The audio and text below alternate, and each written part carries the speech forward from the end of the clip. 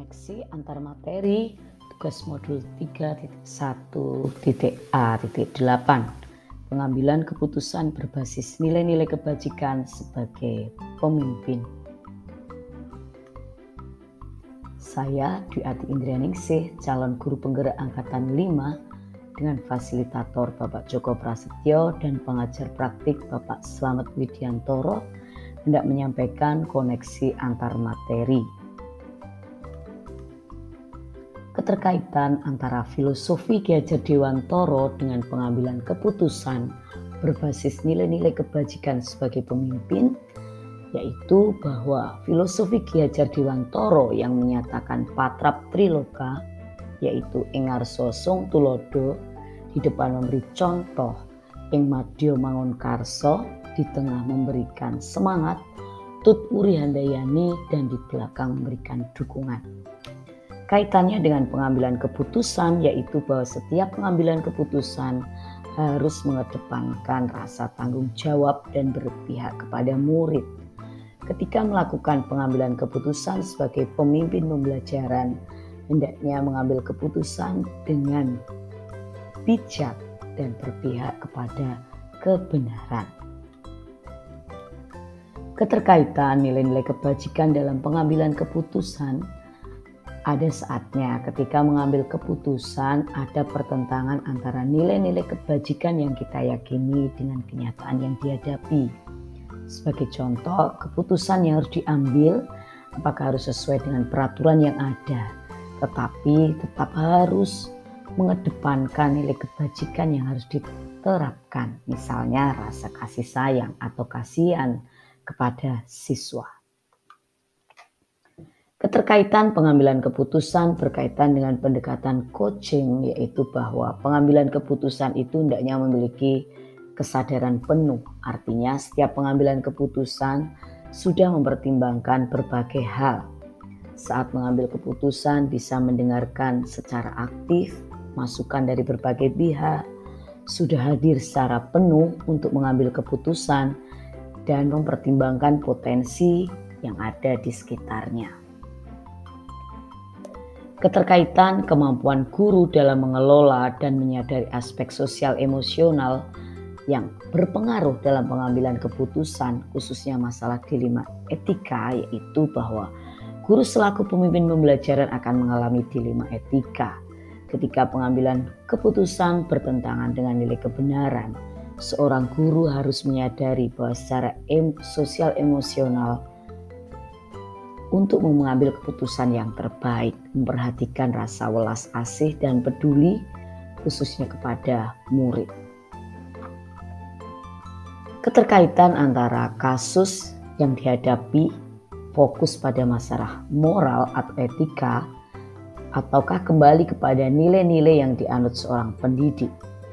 Ketika menghadapi kasus, misalnya pertentangan antara keadilan melawan rasa kasihan, hal ini berhubungan dengan murid, maka guru ketika mengambil keputusan akan melihat nilai-nilai kebajikan yang harus diterapkan dan itu berpihak kepada murid. Keterkaitan pengambilan keputusan yang berdampak pada terciptanya lingkungan positif, kondusif, aman, dan nyaman. Setiap pengambilan keputusan tentu akan memikirkan hasil akhir yang diharapkan, yaitu menciptakan lingkungan belajar yang positif, kondusif, aman, dan nyaman.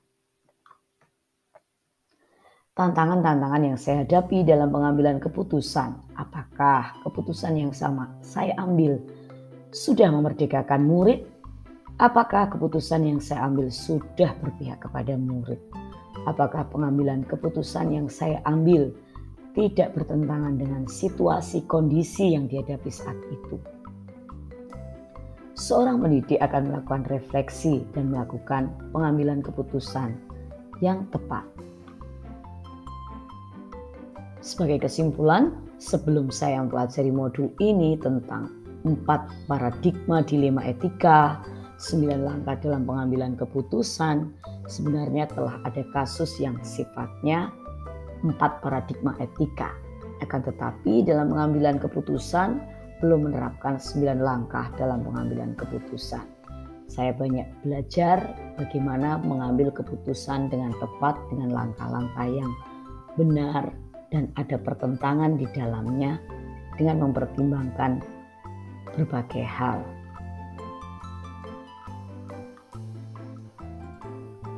Pemahaman saya tentang dilema etika dan bujukan moral. Ada nilai-nilai kebajikan yang bertentangan dengan cinta kasih, kebenaran, keadilan, tanggung jawab, penghargaan, persatuan, toleransi akan hidup.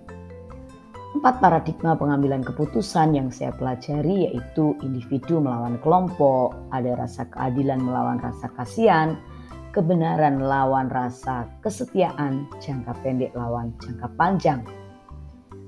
3 prinsip pengambilan keputusan yang saya pelajari yaitu pengambilan keputusan berbasis hasil akhir, pengambilan keputusan berbasis peraturan, dan pengambilan keputusan berbasis rasa peduli. Bagaimanakah dengan 9 langkah pengambilan keputusan?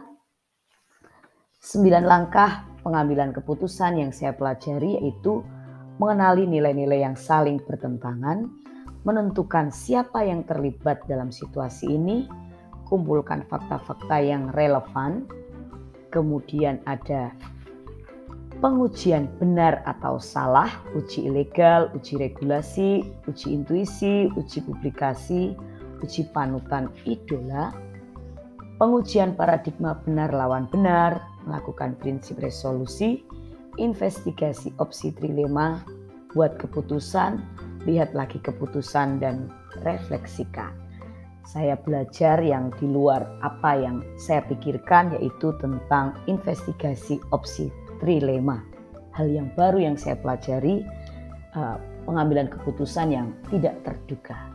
Demikian koneksi antar materi yang saya sampaikan, pengambilan keputusan berdasar nilai-nilai kebajikan sebagai pemimpin.